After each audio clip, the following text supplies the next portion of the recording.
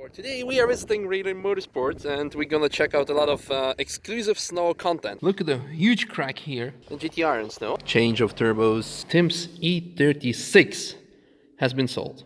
Yes.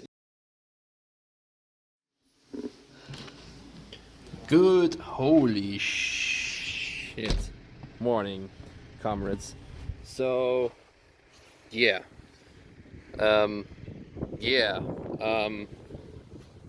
Well, that was unexpected. Well, obviously I saw it through my window, but still, when I woke up and I saw all this, I was, oh, that's an amazing quarter weather. That guy must be having so much fun.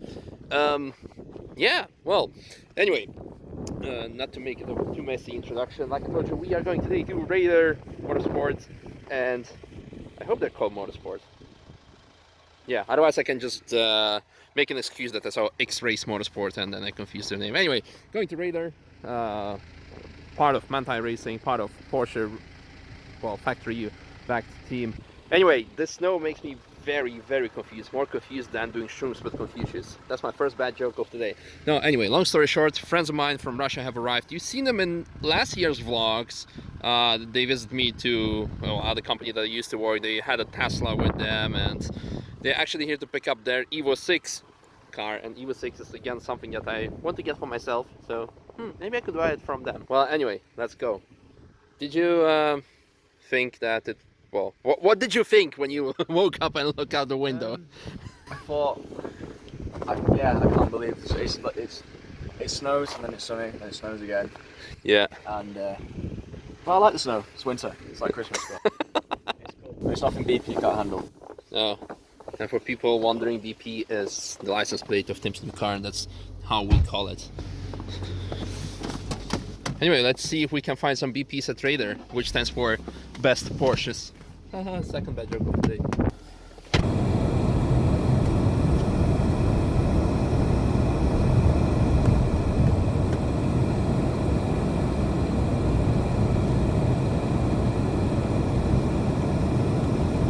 I like how responsible you are, Tim. I'm very responsible. It's my middle name. Like sensible. Sendable. Sendable. I guess this is the place. Might go and look at the... Oh, I should be alright this one. Can you get up? BP can get anywhere.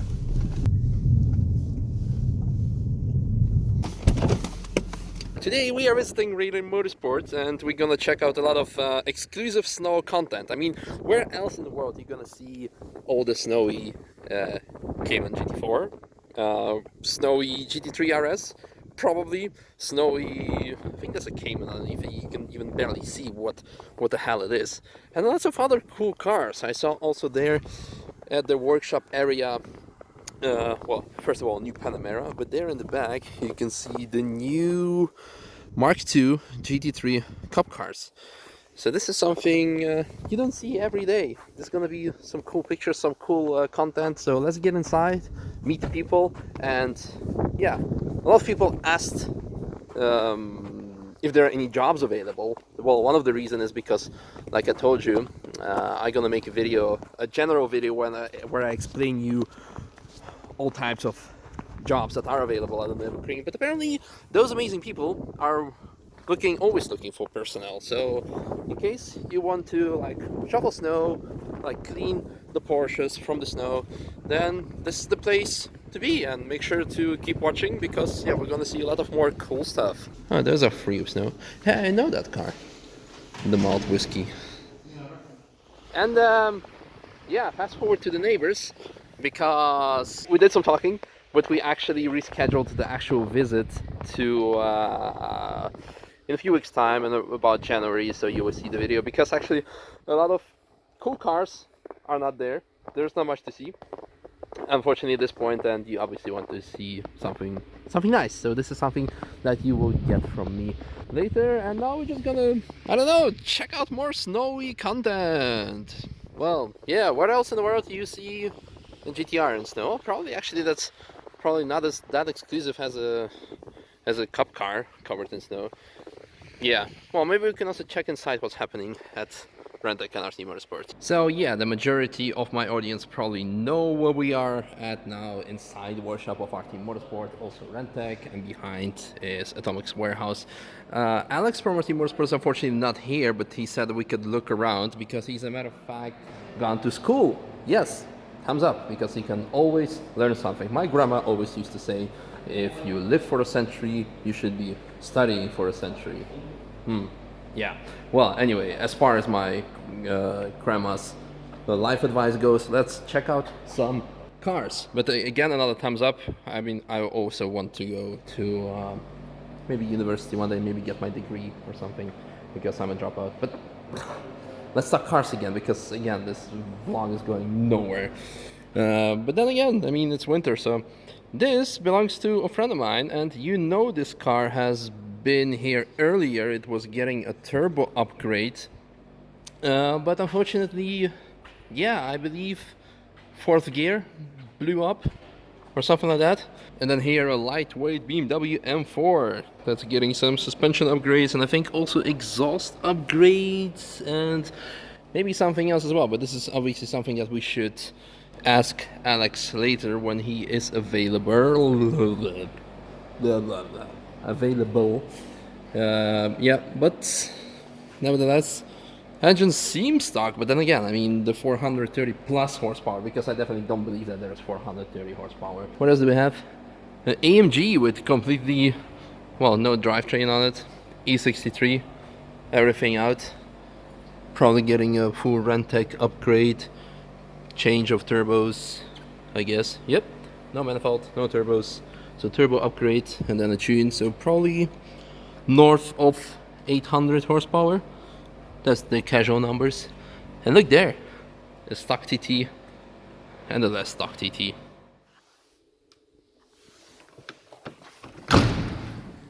And again, back at Apex.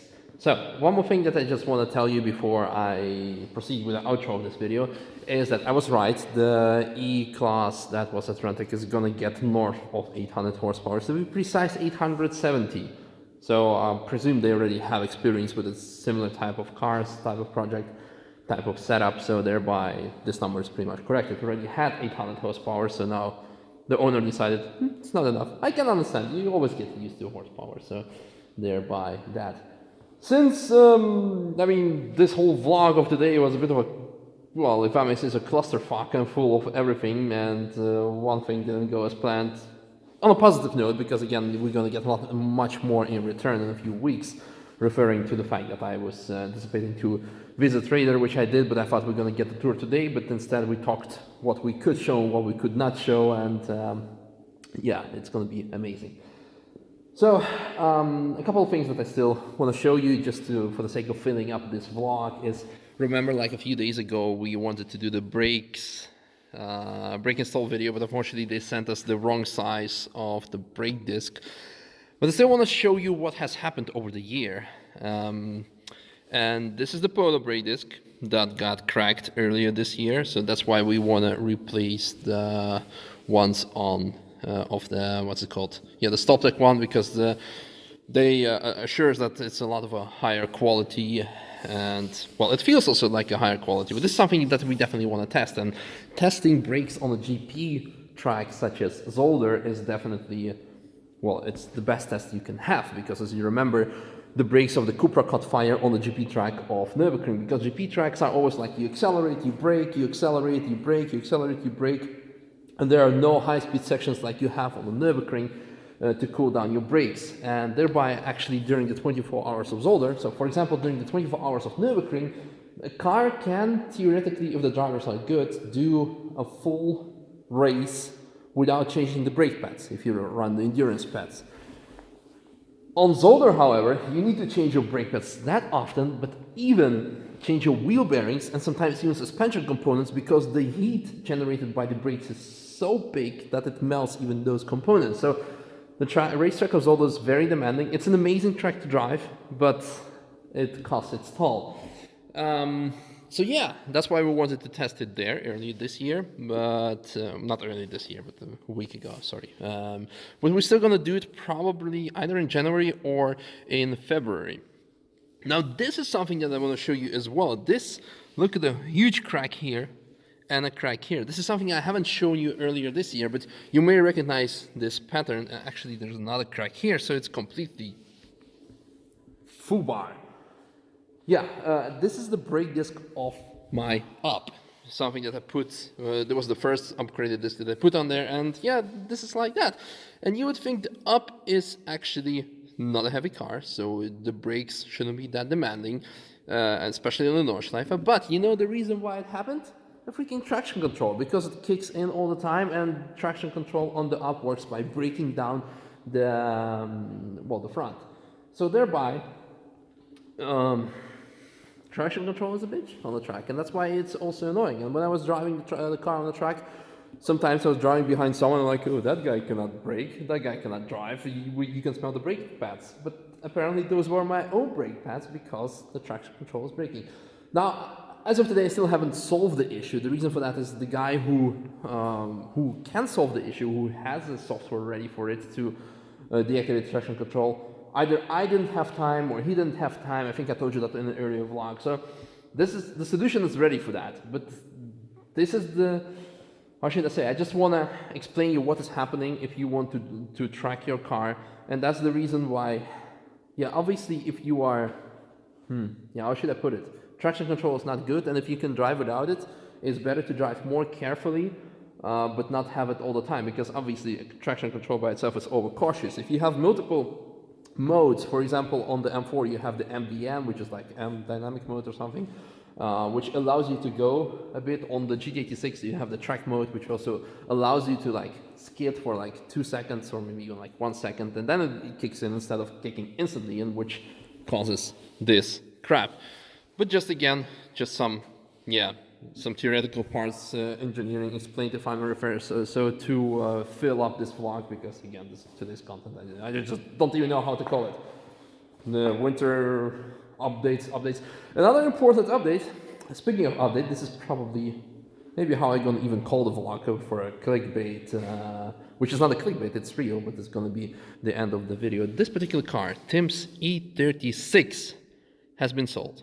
Yes, it's going back to UK, I believe, this weekend, because he's actually, I believe, exchanging this car for an E92. So he's still going to be true to the BMW brand, but unfortunately, the car is leaving.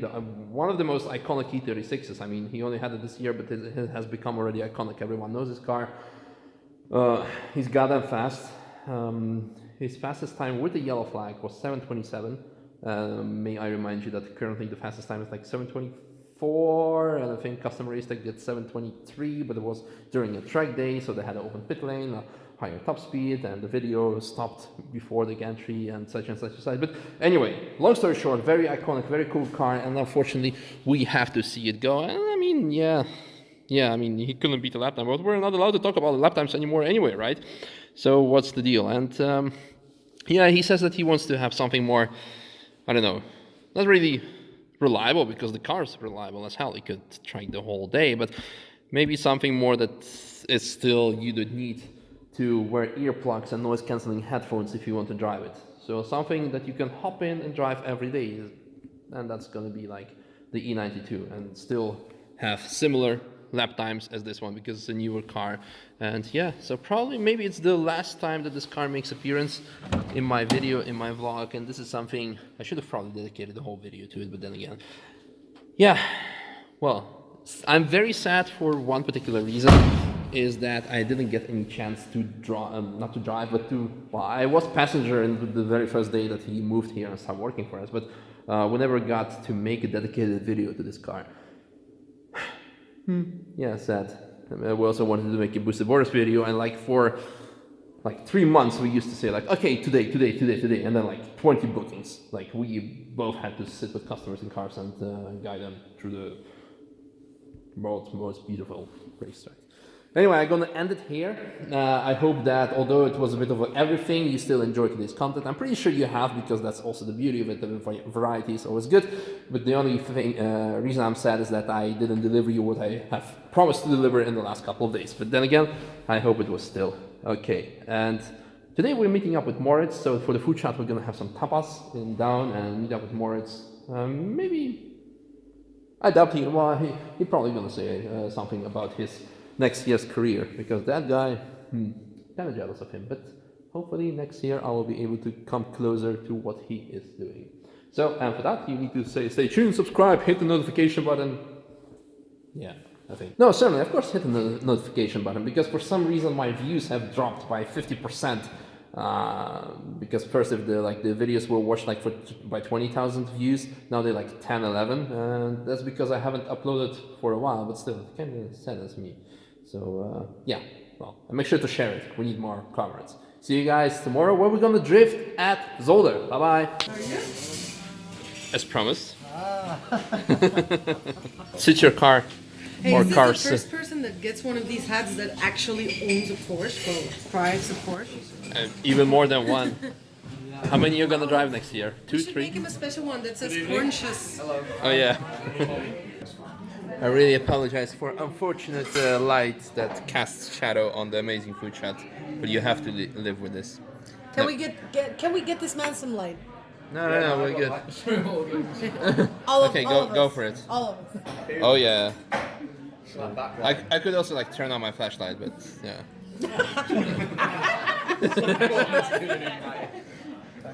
I can turn on my lights if you want.